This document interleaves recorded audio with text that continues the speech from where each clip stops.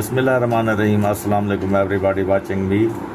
I am Dr. Sheikh Rasheed from Khangarh, Pakistan. We are performing an obstetrical scan. Here we see this is the head of the fetus, cavum septum pellucidum. And now we see the spine. The spine is almost okay. Now we see its limbs. The limbs are normal looking. I have seen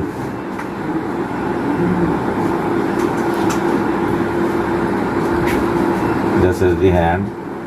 Now when I started for biometry, BPDHC, and when I came here for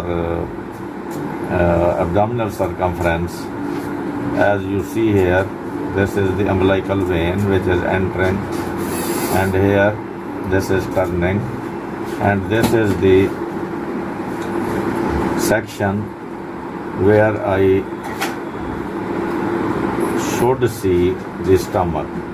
Umbilical vein and the stomach should be here, and I could not find any stomach in the fetal abdomen. Now I come towards the chest, and here I see this is the fetal stomach and this is the fetal heart. The heart is pushed towards the wall of the chest. The heart is pushed towards the wall of the chest due to the presence of this stomach. This is the stomach and this is the heart. Both are present in the left side of the chest. So this is a case of diaphragmatic hernia.